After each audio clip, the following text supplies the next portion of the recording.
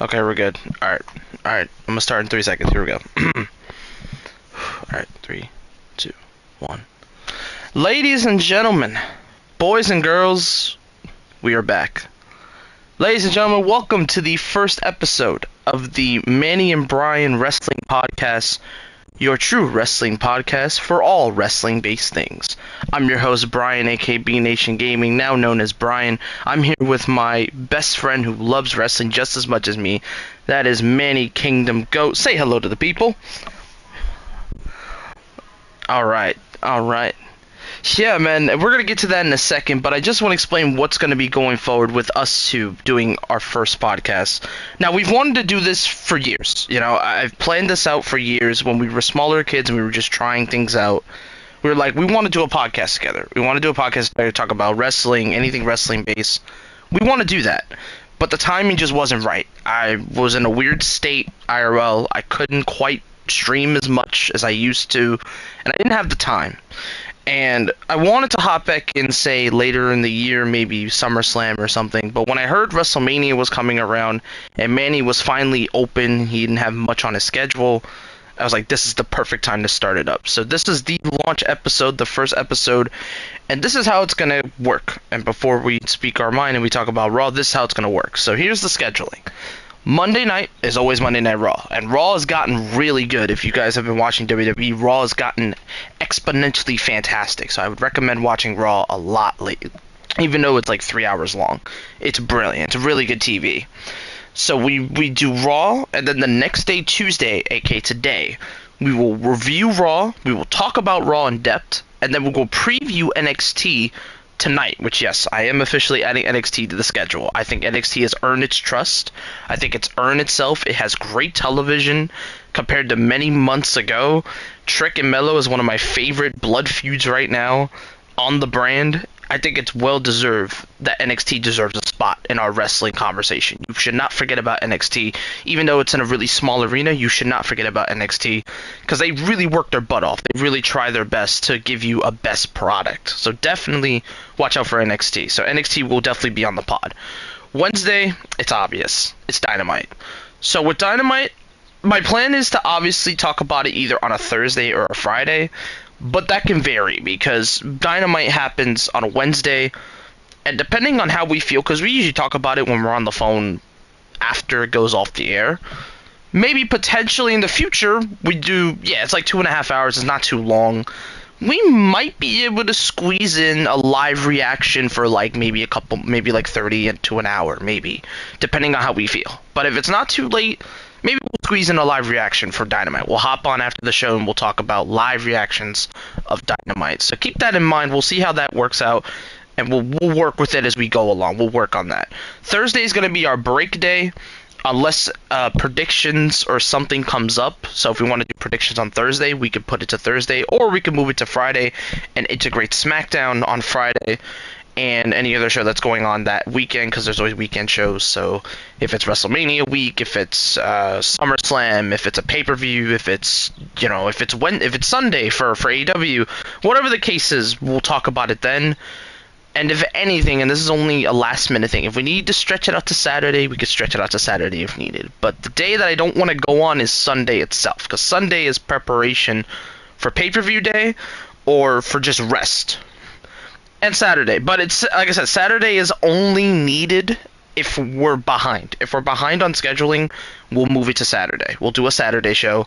I don't mind, but that's only if. My plan is to try to go Monday, Tuesday, Wednesday, break Thursday or prediction day, and then Friday for SmackDown or whatever else is going on. And then Saturday is us watching. And then Sunday, obviously, probably watching a pay-per-view, and then reset to either reviewing an AEW pay-per-view or a WWE pay-per-view, depending on when that comes up. We'll review it on Monday, so we can get ready for Raw. So that's the plan. That's the plan going forward, and we'll see how it works. If it works out well, I'll tweak anything, if anything necessary, and behind we'll tweak some stuff. But that's the plan. That's the plan for this, and this is our first launch. So now that you got all the rules out the way, so now that we know what we're doing, now we're going to get to the meat and potatoes and what's first. First, we're going to talk about Monday Night Raw, because that was last night. It was been the most talked about thing in the wrestling world right now, because not only did we have a surprise appearance from The Rock in Chicago, which was not planned, he made a statement note to Cody Rhodes, and we'll get to that segment at the end of the night. But holy hell, I was very impressed with Monday Night Raw on Monday. It's gotten better over time, of course, but for some reason, something really sentimented with me with this night because of the promo work. And I knew WWE was getting into a better promo mode because it was rumored that Triple H was letting them have more freedom with their promos, and you could tell it's definitely more freedom. It's definitely not as restricted as it once was. So to see that, it was brilliant. But that's enough for me yabbing. I'm gonna let Manny take the floor, and then I'll chip in what I think. So the floor is yours, my brother.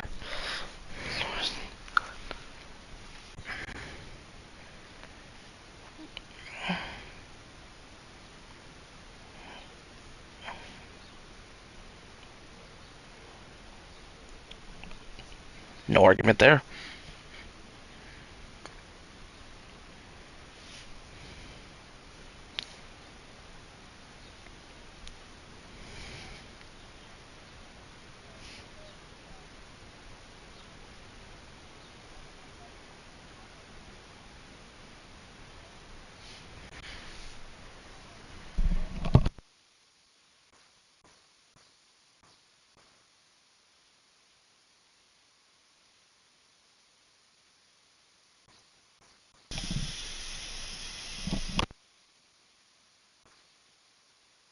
Hell no, I hadn't even looked at my phone. I know my friends sent it, but holy hell, did not expect reacting to Raw at 3 in the morning, seeing The Rock show up out of fucking nowhere, because he was not planned for the show. I thought he was going to be in Brooklyn, which, yes, I am going to Brooklyn next week, but I thought he was going to be there with Roman, but apparently WWE was able to get him for a surprise appearance, so he showed up in Chicago ready to kick some ass, apparently, which was not on my forte.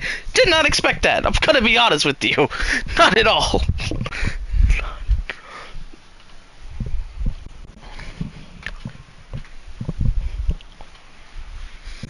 Yes. No, we don't. We've no clue.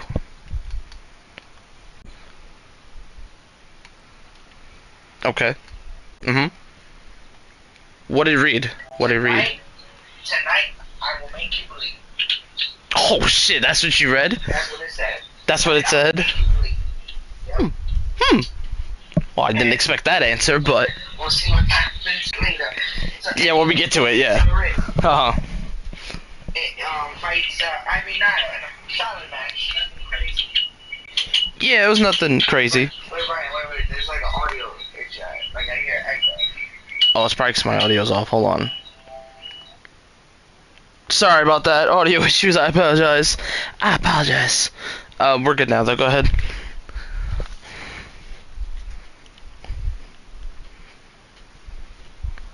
Story match. Yeah.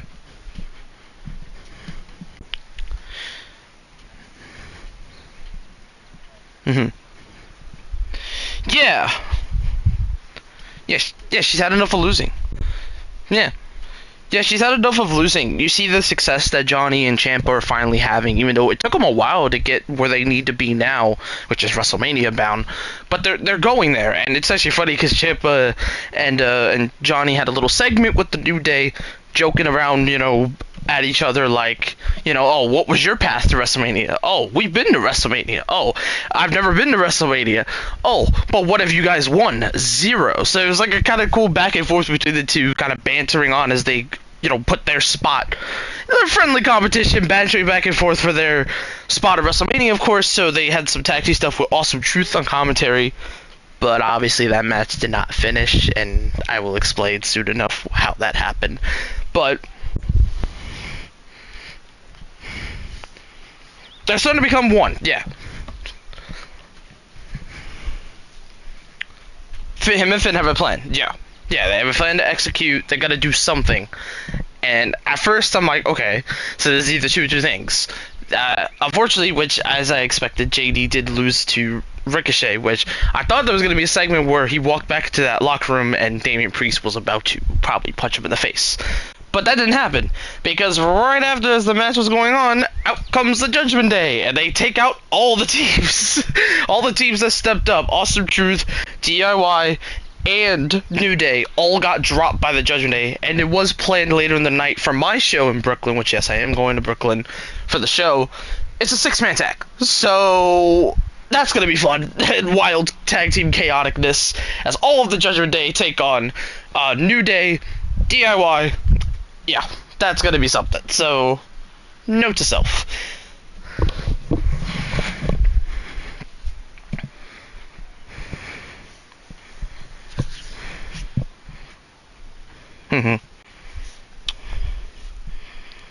Now, note to self, this was supposed to be Ivar, but apparently Ivar was hurt. We don't know what the reasoning is, but he was not on TV this week. It was supposed to be him versus Ivar, but Andrade gets a very gamed Giovanni Vinci in this case. And again, another great showcase for Andrade. Just continue to build momentum, build wins to get him credible for something else for Andrade as he works with the Judgment Day. Kind of on the low, so interesting stuff there. Interesting opponent for Giovanni Vinci, because I actually enjoy Giovanni. When Giovanni gets showcases, I enjoy his work. He's a very unique kind of guy. So for him to face like a guy like Andrade, who's just as unique as him, it's a decent little matchup, and it was decently competitive. I won't lie, it was decently competitive, but obviously in the end. Yeah, he had like this kind of Italian gimmick, almost Cesaro-based, when he was in NXT, but when he got bought up, he went with Imperium, of course, because it's fucking Gunther. You're not going to deny Gunther, so that's why it's kind of split away from that, but when Giovanni does single stuff, it's pretty impressive, because he's got such a beat of strength, a really hard hitter. They had a damn chop battle that, Jesus Christ, my chest, yeah, yeah, it was fun, quick, easy. And Andrade brought out one of his newest fins, the Message, he calls it. It's a classic move that I've seen a lot of wrestlers use, basically underhook, slam down, basically spinning in rotation. It's a beautiful move, done correctly, and Andrade knows how to do it. It was actually a funny comment that I saw on the post that when he put it. He said, "Good luck doing that to a big man." I'm like, yeah, he's not wrong in that case.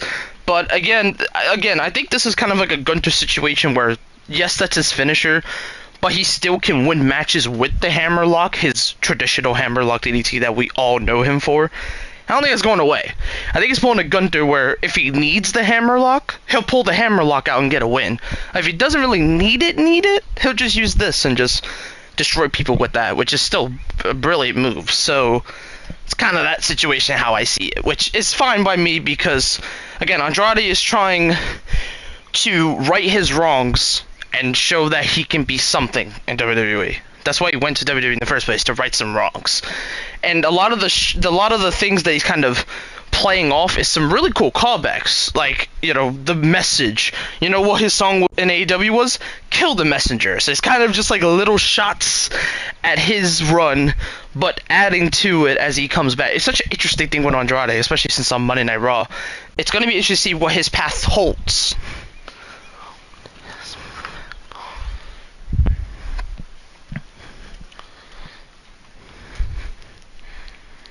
Yeah, as an asset.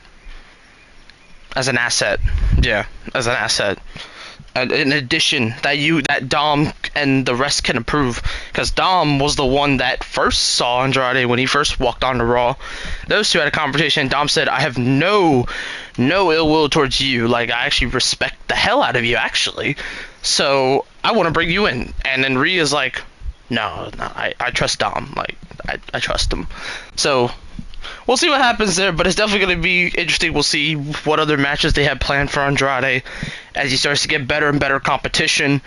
So it's only the beginning, so we'll see what they got planned for him in the future.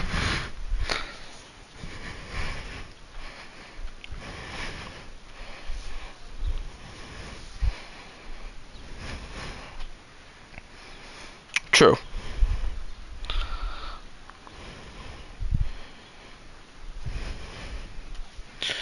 Well, here's the thing with Dom, right? So, Dom, I think, even if he loses certain things, he's got mommy. So it's like, I don't see anything in any world of Dom breaking with Rhea as of yet. I just don't see it. Because, like I said, Dom is like kind of the shield of Rhea. So when Rhea is in a situation, Dom will step in.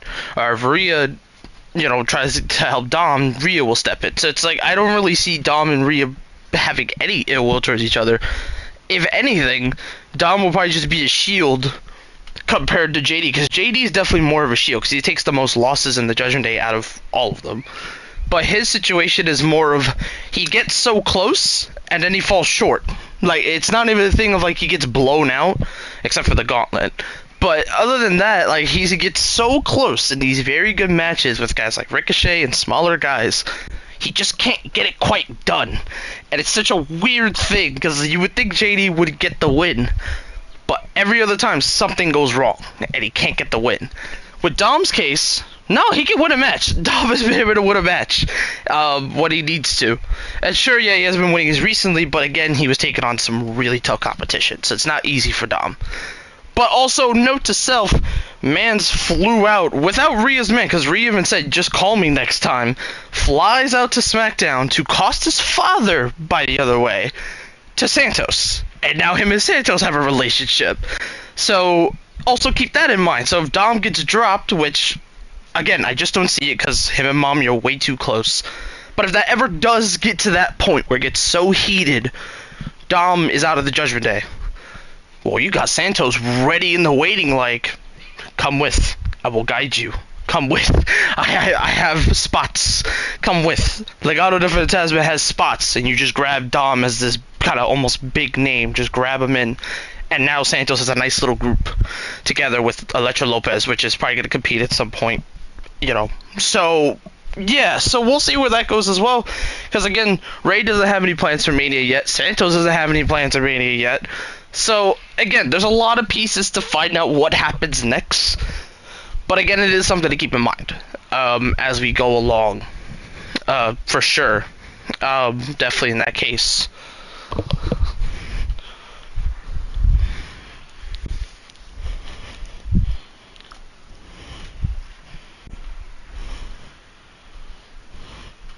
Mommy and Dom are the two couples that you can't break them up yet.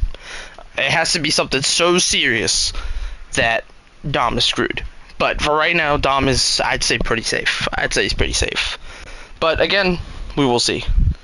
So, yes, that's kind of a motionization of everything. But now I'm going to go bit by bit how everything plays out. So, as we said in the beginning, and I won't go too long on it because we've already talked about it enough, Cody was basically, reviewing what happened on SmackDown with saying the Roman and everything. And as he's about to point up to the WrestleMania sign, out comes The Rock for a special surprise appearance. He comes out, doesn't say a word, doesn't say a goddamn word with the promo. He doesn't have a mic. He just whispers something in Cody's ear and then dips. And we were all confused. I was like, oh, okay, that's weird. But, whatever. They try to get a comment from The Rock before the next segment, and he literally just said Jackie Brimman says, you asked Cody Rhodes about it. And then he dipped. So then at that point we're like, alright, Roxy's out of the building, or something is gonna feel wrong.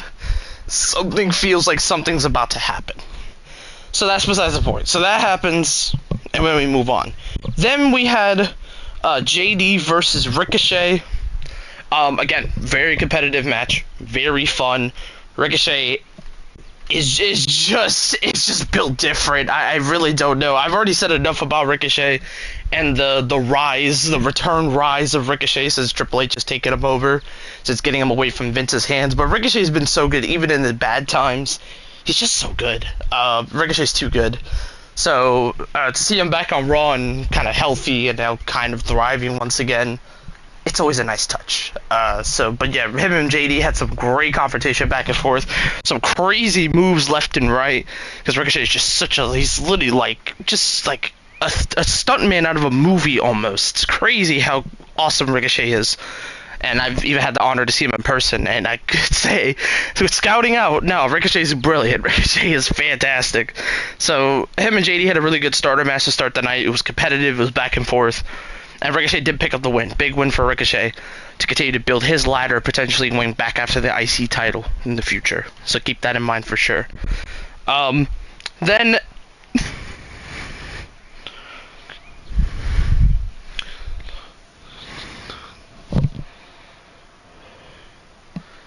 very much, almost jobber-like, I would argue. Like, whew, that man was getting buried. I'm sorry.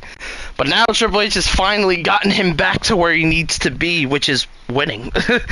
Just winning. Winning and doing great matches. And now here we are. So, yeah, for sure, absolutely. I 100% agree with that sentiment. So then after that, all that happened, we had a couple other little matches. And then, now we get to my other favorite segment of the night. This was early in the night, too. This was like the first half of Raw. CM Punk is in town. And when we did predictions for what CM Punk is going to do on this night, because again, he's very limited. He can't do much in the ring. But he could speak. He has a mouth. He could speak. He can talk. He could talk about anything he wants. Specifically, a man that I kind of knew I was going to talk about, but we'll get to that in a minute. So obviously, big love reaction for Punk. Chanting his name, saying what's been going on, how his progress has been going. Keeping it real brief as he gets ready to get into business. He brought up the interview with Pat McAfee and Roman. He brought up the stuff with Seth Rollins. He brought up so-and-so. But we're waiting him to bring up one man specifically, and he finally does. As he says this name, Drew McIntyre's music hits. Out comes Drew McIntyre with his very, very controversial Savior WrestleMania shirt. Very controversial. And immediately Punk said, turn that shit off. We do not want to hear that. Nobody likes you. I'm turning that off. Turn that music off right now. And immediately just turned it off. Man was troll. Yeah, it was a troll versus a troll. It was pretty crazy. It was a troll versus a troll. And then basically, Punk basically goes on a spiel, basically saying, I haven't said a word. I haven't said anything. But I have been watching very closely of what you've been saying and what you've been preaching about myself, about Punk. And then Drew obviously bringing up his old thing of like, you know, it's cool that you're here, you're finally in person, you know, and like basically just trashing on each other, just going back and forth with each other, saying different shots left and right. Punk threw a shot there, Drew threw a shot there, and it was really back and forth between the two, really getting heated almost, even though they couldn't really throw hands on the mic. It was something incredible, and it shows to me that hopefully Punk's recovery could make me get him versus Drew sooner than later, because that is like WrestleMania, almost SummerSlam worthy feud between those two, and it looked like that was the direction we were going at Elimination Chamber. But obviously we know what happened. He ate the Future Shock DDT, unfortunately wrong, landed on the oblique, and now he's hurt. But it seems like the process is going much faster than expected, so that's good to see. Because holy shit, we need to get Punk sooner than later, because holy shit, him and Drew had some of my favorite interactions in this whole Rollins feud in general. It's brilliant stuff, it really is. Like, oh, whew, it was golden. It was golden. Yeah. No, it went overtime. Yeah, no, it went overtime, but it went overtime for a good reason. It went overtime for a good reason, absolutely. Because it kind of happens with, like, the Rock and Roman segment. Sometimes they go overtime as more as they need. But with Punk's one, it made sense because he's in his hometown. You got to give him as much time as possible, and they gave him all the time in the world. So I could live with that, even though, unfortunately, the women's match got a little cut off because I was right after. But I will say I was happy they got time. I was happy they didn't get cut short or anything. They gave us as much time as they needed this segment because it was just brilliant. It was just so good. Against three of the top dudes that could really talk on the mic. And then obviously Punk's worst nightmare walks out as Seth freaking Rollins, the world heavyweight champion, and you could just see the reaction on his face. He's like, I don't want to deal with this guy. Fuck this guy. I don't like this guy. I don't like this guy. So he walks out, he has his song, he's chanting to the fans are singing his song, and you can tell Punk is basically annoyed. Drew's watching this like he's having a fun time, while Rollins is just being absolutely an annoyance to everything, as expected. And while literally Rollins literally admitted himself, I haven't even single thought about you. I haven't even thought about you. I haven't even speaked about you. Because you're literally irrelevant to me right now. My irrelevance is Drew McIntyre, my opponent at WrestleMania.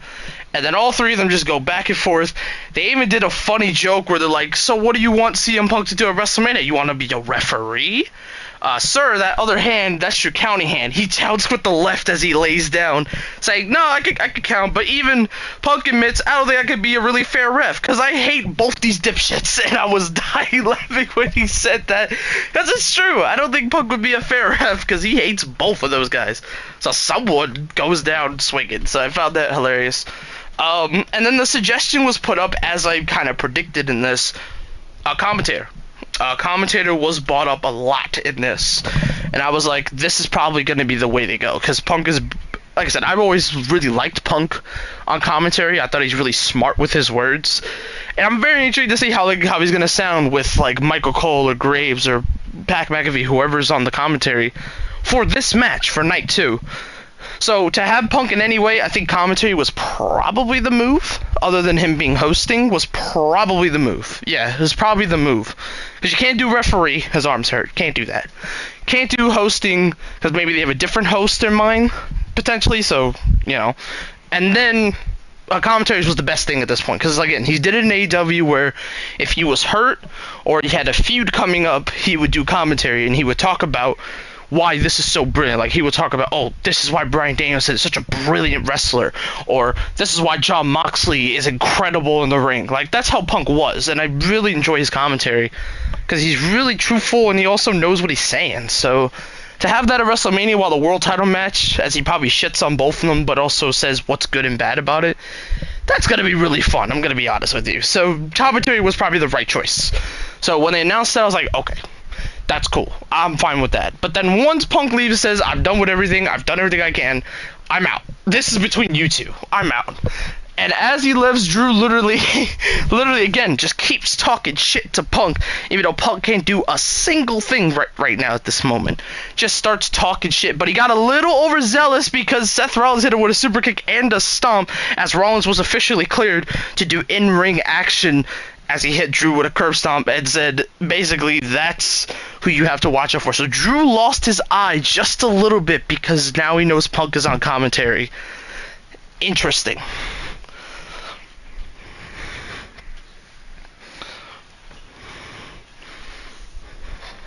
Yeah. Yes. Little overzealous. He literally took his one eye off Rollins, and Rollins said, I'm taking advantage of that. So if Drew does not stay focused on the task, even with Punk shitting on him on commentary, he's going to lose the match. He has to be careful because one curb stomp could change everything. So Drew has to be careful in this case. But Rollins absolutely took advantage of that, and Rollins basically even, like, kind of shoulder bumped and walked past Punk. Like, I really don't care at this point. Like, I gotta focus on Drew. So, but yeah, that segment was so much fun. Just really good stuff. Like, I generally enjoyed that segment. It was really good stuff. So, good on you, WWE. Great segment between all three. It was, again, the segments were hitting on this night. I would argue all the segments were really good tonight. Like, really good, like, scary good tonight. Because sometimes the segment could be decent, but it won't hit as different. Nah, not for this one. All segments were absolutely brilliant tonight. Like, all of them had, like, I had, like, no complaints. Like, no complaints for anything. Hand claps. Yeah, absolutely. Absolute hand claps. Abso-fucking-lutely. Absolutely, I absolutely agree with that. So after we had the Punk segment, obviously, like you said, we had a women's match for Cut for Time. It was more of a story thing between Candice and Ivy. Then again, we had DIY and New Day, which was starting to become decent. And then obviously Judgment Day came out. Then we had Andrade make an appearance. He beat Giovanni Vinci. And then we had our third segment of the night in Becky Lynch and Rhea Ripley, which this is the other women's feud going on other than Io and Bayley right now.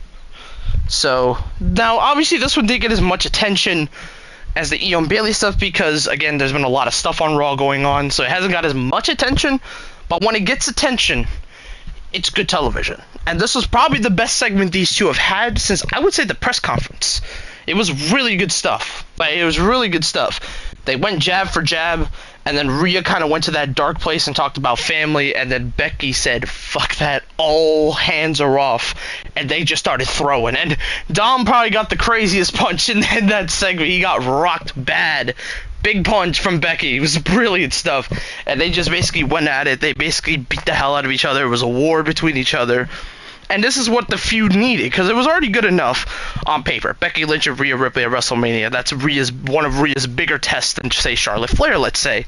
So it makes sense. But again, there was no real big segment that I was like, okay, this has been really good. This, on the other hand, that changes everything. This segment was big, huge segment for these two. And they came out swinging. It was really good stuff. They had a good war at the end, too. They had security break up because they want to kill each other, and it was really good stuff. So, shout out to the women for this night. This was really good stuff. Really good storytelling for Becky and Rhea, and I'm very excited for their match at WrestleMania. Really excited, especially for Rhea, because if Rhea can beat the Becky, which I'm not saying she could, but I'm just saying if it does happen, that's a big accomplishment for Rhea Ripley in her title run. She was able to beat Charlotte Flair and then beat Becky Lynch at two straight back-to-back WrestleManias. That's huge. That's half of the four horsewomen. The only one she would need is, other than Mercedes leaving, is Bayley. So it'd be huge for Becky to for Rhea to win. But then this will also be a nice little story for Becky as a redemption story, as she hasn't been women's champion since beating Bianca for it. Again, could be a nice little redemption story for Becky Lynch and showing her new life as a mother, as a women's champion. So again, I'm just saying scenarios. I'm not saying they're going to win or anything. I'm just saying scenarios. That is likely. But definitely really interesting. I really enjoyed this segment. It was really good. It was much needed for this feud because, again, I feel like it needed a little extra boost. And this was it. This was perfect for these two. I thought it was very good.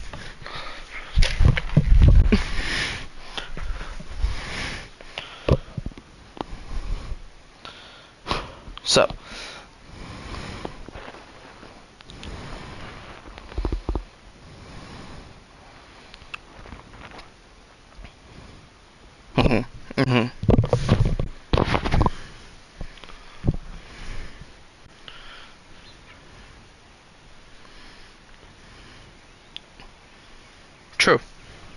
True.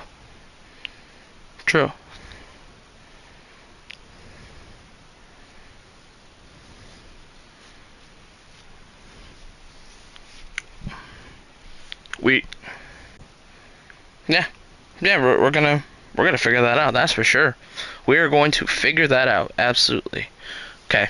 Next, we have Sami Zayn versus Big Bronson Reed. Sami trying to get momentum after winning the gauntlet match and signing the contract to fight Gunther at WrestleMania. And I said on the phone, and I wish I said it on the podcast, but I'll repeat it real quick. No diss to Sami and his family and everyone that I love, because Sami was one of my favorite stories last year in Canada. Well, actually, no, 2 years ago at this point, in Canada. When him and Roman fought in Canada, it was one of my favorite stories all year because it was so well done. But again, he got his moment at WrestleMania. So I believed it should have been Mr. Chad Gable, who's also involved in this story. I thought it was Chad Gable. I thought Chad Gable should have won the gauntlet match. And it's Chad Gable versus Gunther for the IC title. Even if Chad Gable lost, I would have rather had Chad Gable in this case. So Sami has, I want to say, about 2 weeks to prove to me that he is a legit threat. And this was going to be a brilliant first test, is Bronson Reed. Because Bronson Reed is no joke. Bronson Reed's a big boy. He fell short in the gauntlet match because he got eliminated, funny enough, by Sami. But again, I felt like Bronson would have been a perfect first test. So to have this match tonight, it makes sense. And I love in the backstage, which I do like these segments they've been doing with Sami and Gable. Gable is basically showing to Sami, you're not in the right mindset to beat Gunther. He's going to get in your head every single time. I've been through this. I've experienced this. You need to have a different mindset. And Gable's right in that case. Chad Gable is correct. I would say if I was going into a fight with Gunther, or anyone is going into a fight with Gunther, you can't have the mindset, I know I can beat him. No, because Gunther's going to pick you apart and destroy you. You can't do that. You have to have a mindset of, I'm determined to do something. You have to have that mindset because Gunther is a different breed. Like, especially mentally. When you see the presence of Gunther just standing there doing his pose, you get intimidated. And Sami got that intimidation when Gunther first entered the ring. And you can tell in his face he didn't believe. So until Sami believes, and this is no diss to Sami, he's not a real threat to me. But it shows that the story is working, though. I will say the story that they're playing, it's working. It's making me believe, nah, Sammy can't fucking do this. Sammy's not gonna beat Gunther. I don't see it. Which, again, my pick could change when we get closer to Mania, but again, I just don't see it right now. But that could change in the next couple weeks. But again, I don't know that. So this was a first good test to see if my theory is becoming true. And unfortunately, my theory is coming a little more true because he lost to Bronson Reed tonight. Big win for Bronson. Which was the shock. I thought Sammy was going to get by Bronson. No, again, Sammy fell short, but because Gunther came out to watch and scout, it caused Sammy to lose focus, and Bronson took advantage with a big tsunami. And now Bronson Reed basically sending his message feeling like he should have been the one to fight Gunther, which that's a fair argument. It does make me think hopefully they have something planned for Bronson at WrestleMania, because it sucked for him to miss 2 back-to-back PLEs, especially WrestleMania, which would be his first WrestleMania.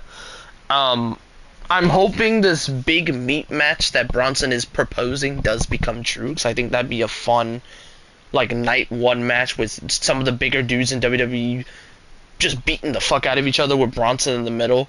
I think, because AEW could have done it, but obviously it didn't happen because of injuries to Keith Lee. But they did a scramble instead. So, I think WWE should take advantage of that and have Bronson do like a big meat match at WrestleMania. But again, I don't know if that's the plan. I don't know if Bronson Reed has another plan.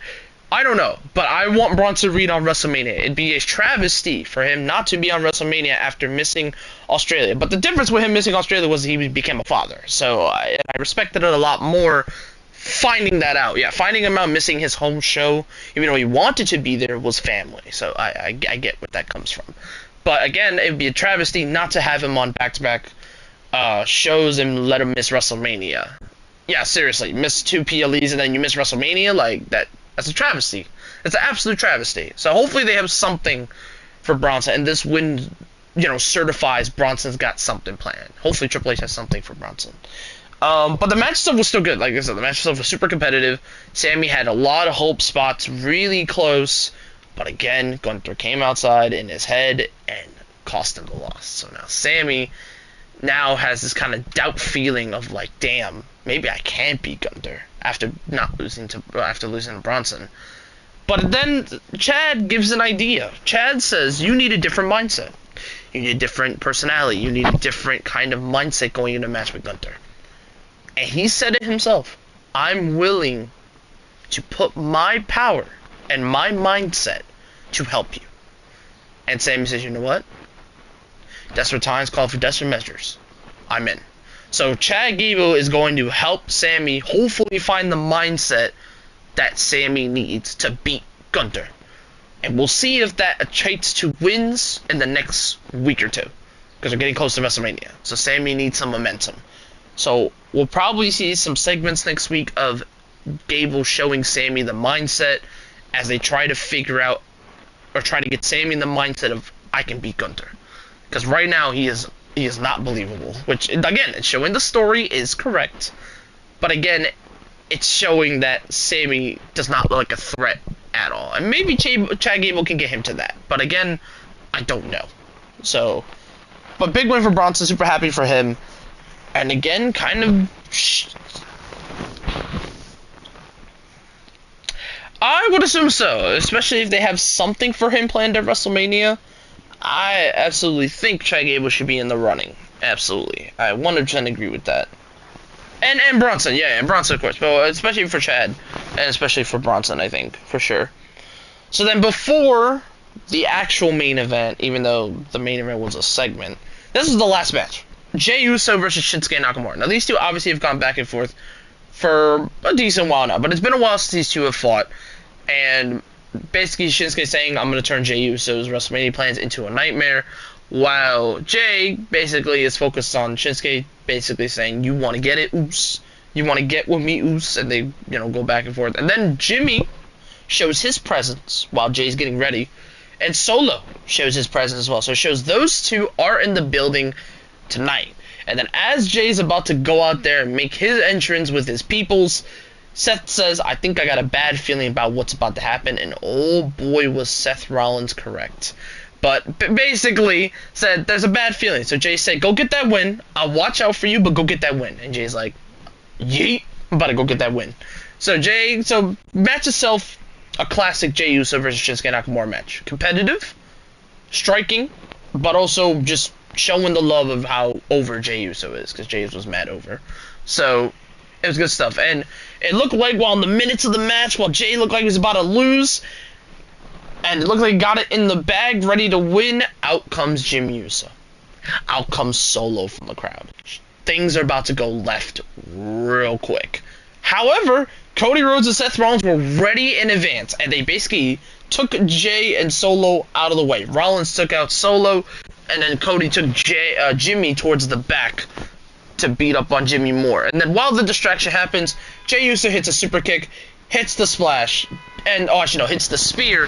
Jey Uso picks up the win. Big win for Jey Uso going in his match with his brother, Jimmy Uso at WrestleMania. So again, a really good, solid main event.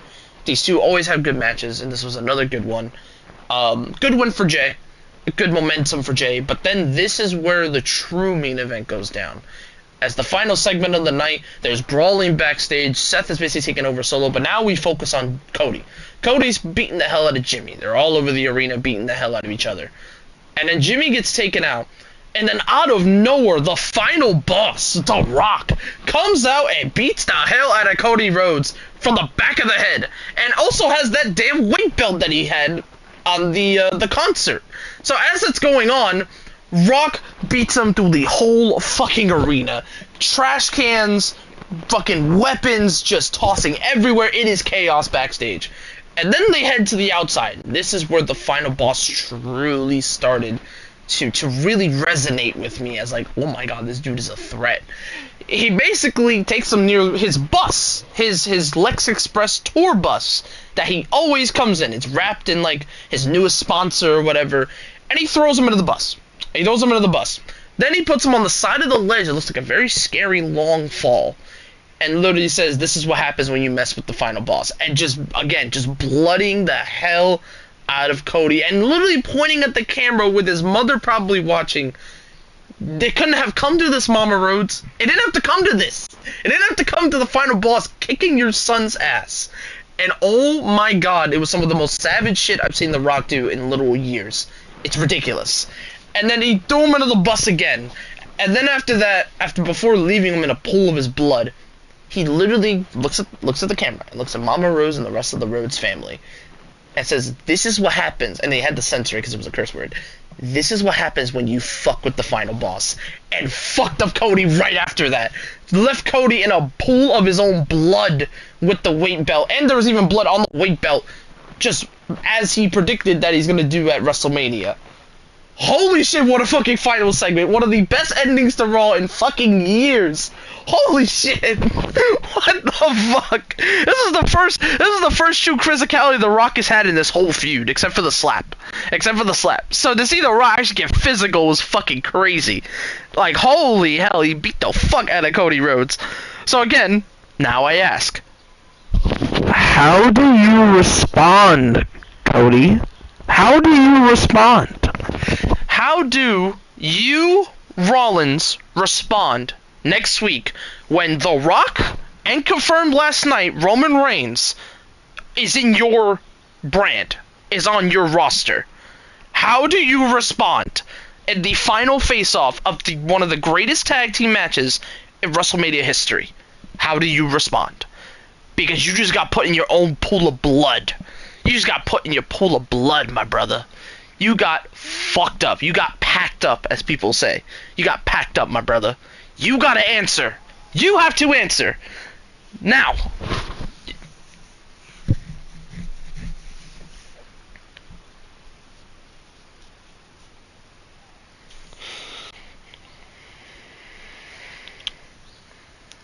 Ah, yes.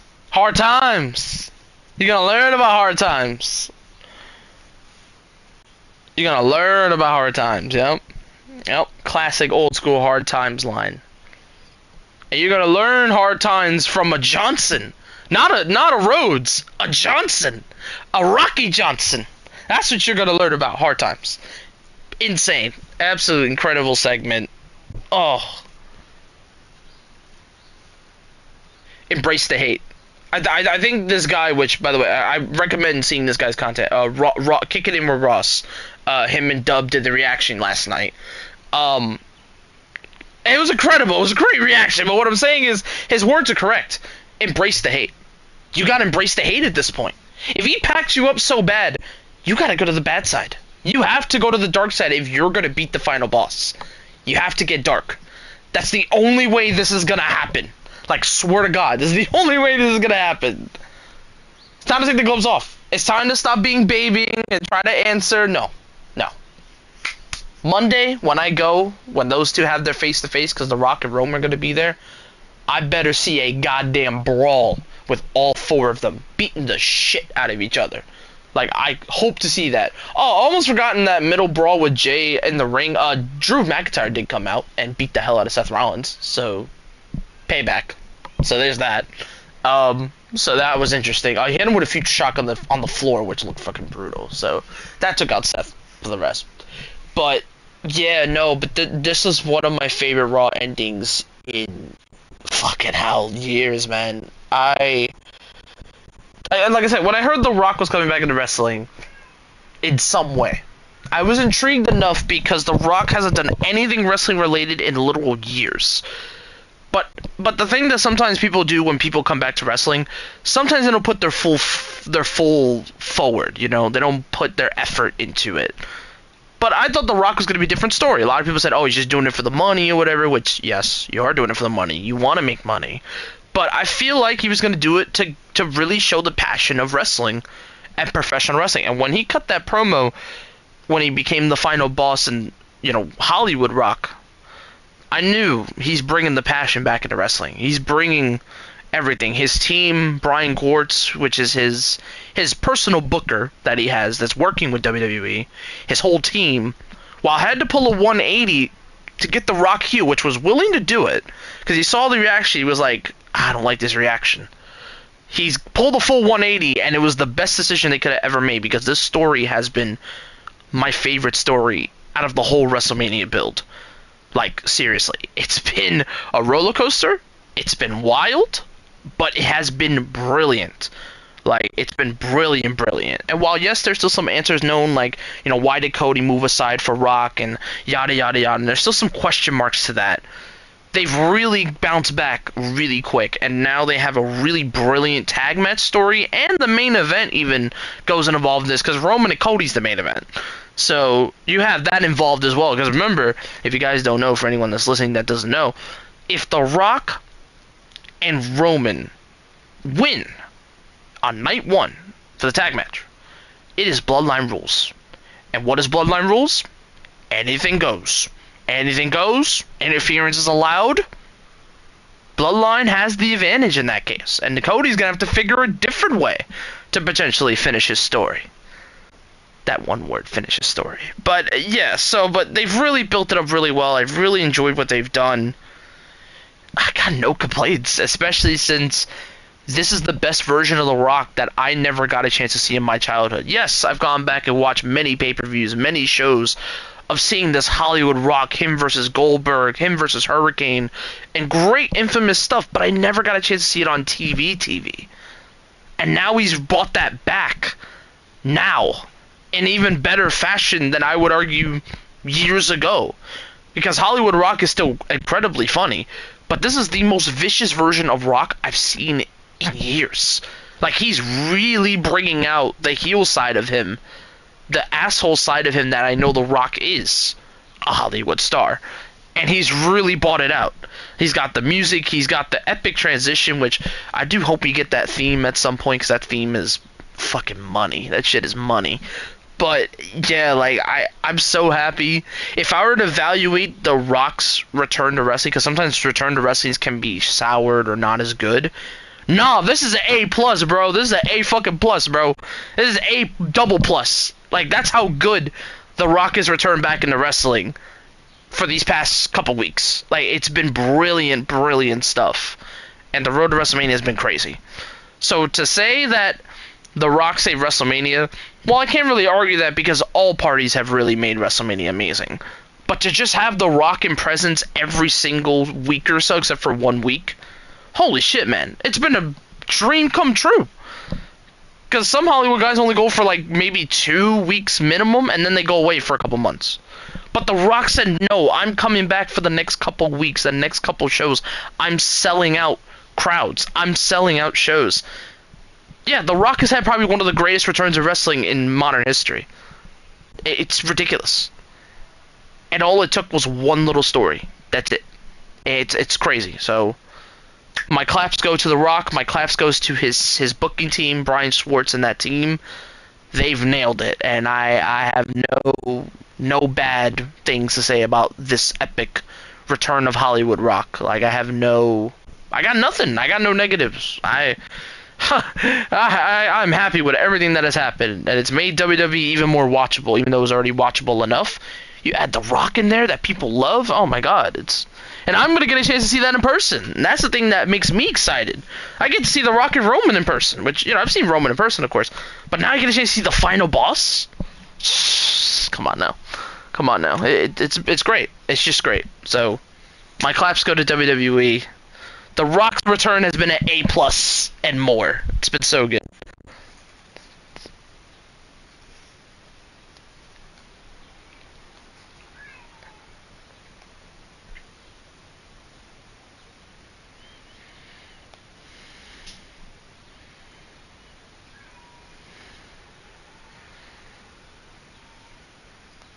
Yeah.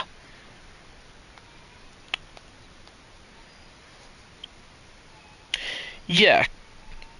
It's interesting too, because, like, again, on some part, I wouldn't say, oh, so and so is gonna win a tag match, which I haven't done predictions yet, but when we get there, we'll get there.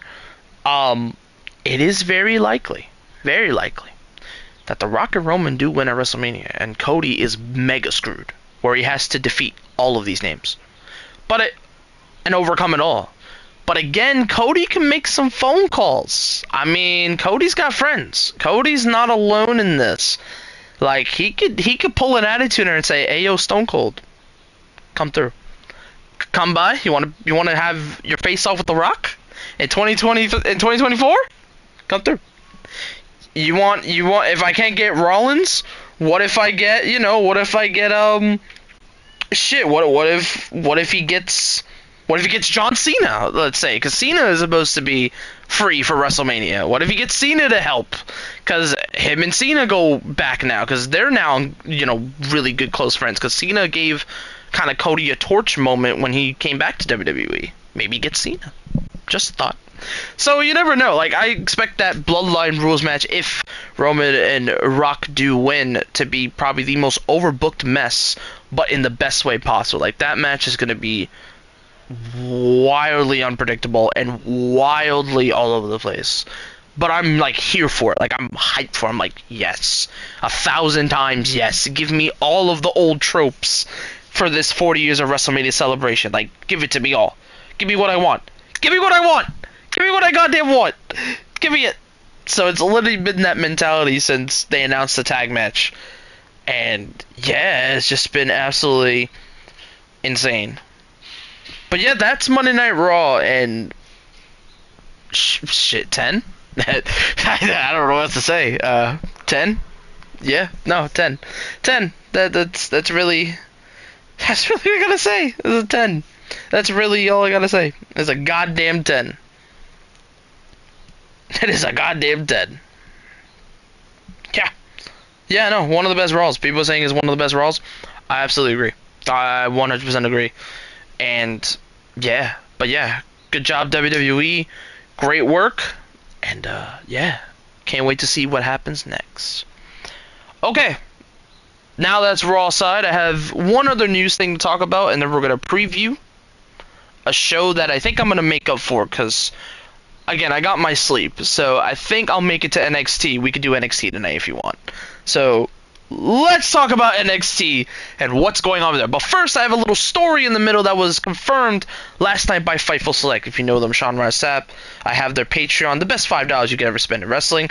They have the ins and outs of what goes on in wrestling, except for my friend Rob, if you know Rob, who's even more in depth. But this is the plan. So, details on a big main roster call-up in the future. WWE has big plans for two WWE superstars, Carmelo Hayes and Trick Williams, who have been paired together majority for their NXT run.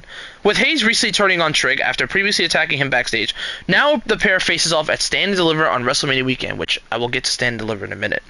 Multiple sources from NXT have basically current plans for Trick and Carmelo for the match to Stand and Deliver, and this is big too. This is how you know the feud has been big.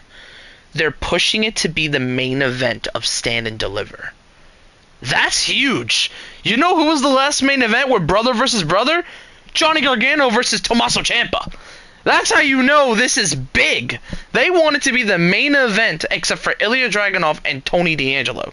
Which again, it's not bubbled in yet, as the report says, but they're pushing for it. And if that thing gets confirmed, oh boy, that main event of Stand and Deliver is going to be something else. That's all I'm going to say. Even though no diss to Tony D'Angelo and Dragunov, which has a really interesting story with those two right now. So, but again, they're pushing for it to be the main event, and I hope it becomes the main event because I think that's a brilliant match, the main event for Stand and Deliver. The rivalry is there, the blood feud is there, the brothers are there. It's all there. You might as well main event it. So, keep that in mind. One official has also been very hands-on with the storyline with Shawn Michaels. So Shawn Michaels has been the handsy guy in this story, which, hey, that's pretty cool. Who has helped plan out, map out the storyline along with Carmelo and Williams. Michaels has long support of Carmelo Hayes, of course. Many have asked, what is the status of the men's call-up? Well, one source from Fightful, and get this, Carmelo has been set to be called to the main roster since prior to the Royal Rumble, and is expected to move to the main roster full-time in the summer. So, SummerSlam, let's say. So apparently there's a planned call-up for Mr. Carmelo Hayes in the summertime. Now, I've obviously said Melo is ready for months. He did the U.S. tournament, and he did really well in that. He had some of the best matches on that card. He did a little feud with Austin Theory. I've been said, yeah, that man's ready to go. But he needed that little extra time to truly show that he's ready. And I think this heel Melo is the perfect way to call him up. Because heel Melo, I would argue, is better than face Melo, even though I love face Melo because it's so unique. I just love heel Melo. When he first came up from NXT, heel Melo is the way to go. Yeah. Jealous Melo, I would call it. Hungry, yeah, that's the word. It's tricks. So, to prove the doubters wrong, you turn him heel and you make him a bigger threat. And that's what they did. So, brilliant work for Shawn Michaels and the team for making that possible. And shout out to Melo for complying with the idea. It was probably his idea to be like, I want to go heel. So, shout out to those pieces, those people working. But yeah, so the plan is to call him up this summer. It doesn't say a date, but it just says summer. So, if I were to predict, probably around SummerSlam, I would assume you want to call him up. So, but yeah, when Melo gets to the main roster as heel Melo, get ready, bro, because it's going to be a different breed. I'm just going to say that right now. With regards to Trick Williams, officials have taken note that Williams got a surprise appearance on SmackDown in January. Yes, if you remember when they were in Miami, when Melo needed to get saved, Trick Williams was there, and he got the best reaction of the night with his chants. It was whoop that trick. It was really good stuff. It showed that the main roster does watch a little bit of NXT, so it's good. There have been pitches for the pair to continue their rivalry on the main roster after Stand and Deliver, but Williams' plans past the PLE is remained unclear. But the main story of this, there is a plan to call up Melo in the summer. That's the plan. Now, that could obviously change due to injury or whatever the case is, but that's the plan, is to get Melo on the main roster in the summer. And I'm very excited if this is the case. Who is his first program? And what is Triple H going to do with Carmelo Hayes? Now, Triple H knows the talent in Carmelo Hayes. When he brought him up on SmackDown, he was booking that man crazy. I wonder what Triple H has planned for Melo if he does get called up. What his first feud will be. What his mentality is going to be. What is his goals. I'm really excited for it because Melo is such a different talent. It can add a little oomph to any roster he goes to, if it's Raw, if it's SmackDown. Yeah, Melo is the guy you want to watch out for. And I'm also interested to see if Mr. Bobby Lashley is still interested in Melo after talking to him a couple months ago, even though Melo has turned heel. I wonder if Bobby has an interest to grabbing Mr. Carmelo Hayes. So that's an interesting thing to take a note. But yeah, when I heard this, when you sent me this, I was ecstatic. I'm like, yes, WWE, do it. Give Melo a little bit more time in NXT, and then call that man up on the summer immediately. Do that now, because Melo is him, as he always says, and when he shoots, he don't miss. He don't miss. He does not miss. So yeah, they potentially get Melo, firstly in the main event of Stand and Deliver, which is fucking awesome if they're pushing for it. But also, to get him called up, oh, it's just the icing on the cake, man. I want Melo on the main roster. I think him on the main roster, he's going to thrive brilliantly on the main roster. Like, seriously.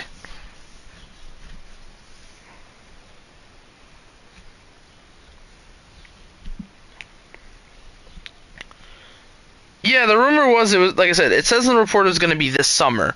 But obviously things could get changed. Like, look what happened with Dragon Lee. Dragon Lee was not supposed to get called up yet, and he got boosted to getting called up earlier than expected to join LWO.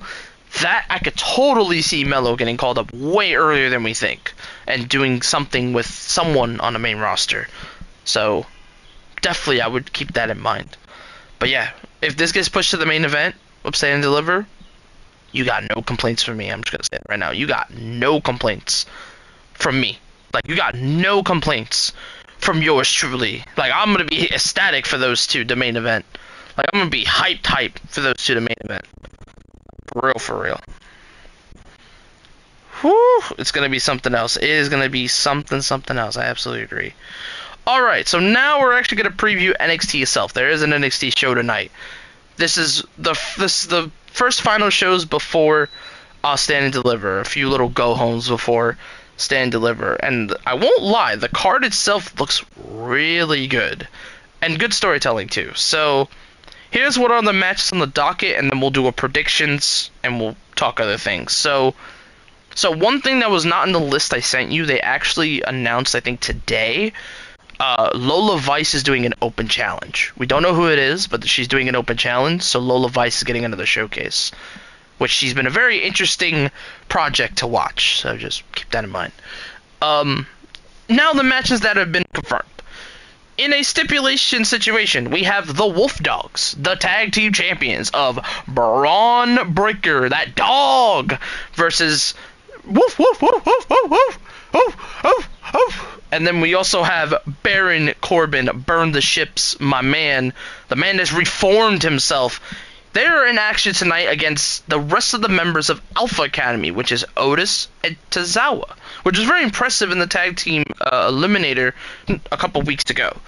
But they come back to NXT with Maxine Dupree, who's going to be there at ringside. If they can win, one main roster team can get into the triple threat match, or make it a triple threat match at Stand and Deliver with the Wolf Dogs. So if they can beat the Wolf Dogs, they can beat the champions, right? Everything changes. Everything changes because Alpha Academy is involved. But that's only if they can win. If they lose, they're out. No chance. You gotta find out someone else. But that's only if they can win. So it's a big match for the Wolf Dogs and a big test for Alpha Academy to figure out their WrestleMania plans. Potentially make it a little trip to NXT before WrestleMania. Just a thought. So, that's one mess to keep in mind. Then we have Carmelo Hayes versus Trick Williams Prime Target Vigilantes. I don't know what that means, but that's what it says. We'll hear from Ridge Holland after losing to Shawn Spears. He will speak what's next. Ilya Dragunov versus Stacks of the Family. That should be a good one. And this is my most anticipated match. Shawn Spears, for the first time in his career, he will face Dominik Dijakovic, a.k.a. Dijak, in action. Holy shit, Shawn Spears is taking on Dijak. That's going to be insane. That's going to be fucking crazy. I'm looking forward to that. That's tonight. Watch Joe Gacy. Yeah, watch Joe Gacy and watch Oba as well, because Oba had a little confrontation with Dijak last week. So keep an eye on those two, as they're going to be probably watching this match very closely as we try to find out who's going to fight Oba at Stand and Deliver, which is looking like potentially Josh Briggs and Dijak are the two choices. little triple threat action. So keep that in mind. Mean big meat triple threat match between three big boys. Then we have Josh Briggs versus Chase U member Duke Hudson, MVP. And then we have Thea Hale versus Jasmine Nix. This all ties together because Chase U got screwed out of the tag team stuff due to JC Jane's friend, Jasmine Nix. And basically, JC betrayed Chase U, and they're trying to get revenge. Especially Thea Hale, because Thea Hale basically feels like she got betrayed by JC Jane when she asked for a partner. JC said, I can't do it, and from there, it just started falling apart.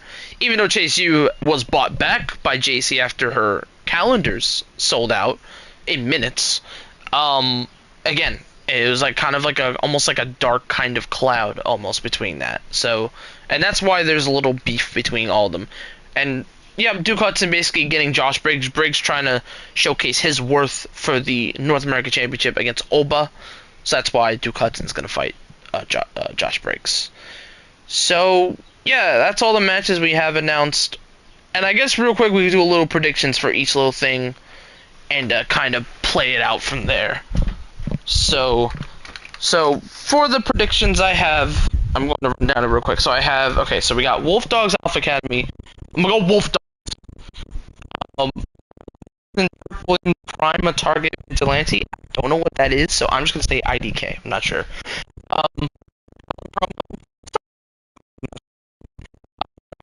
Stacks. Oh, sorry, I was grabbing something. So Wolf Dogs Alpha Academy, Wolf Dogs. Carmelo's Hayes versus Trick Williams prime target a vigilante. IDK. I have no clue. Ridge Holland promo. Not sure he's gonna come out. It could be anyone. Dragunov versus Stacks. Dragunov. Spears versus Dijak. Oh, this is tough. I'm gonna go Spears. I don't think he loses. I'm gonna go Spears. I'm gonna go Sean Spears, but it wouldn't shock me if Mr. Dijak picks up the win. But I'm gonna go Spears. Josh Briggs and Duke Hudson. Josh Briggs. They're building up Josh Briggs. And then Thea Hale and Jasmine Jix. Thea. I'm gonna go Thea for the win. I'm gonna give Thea the win.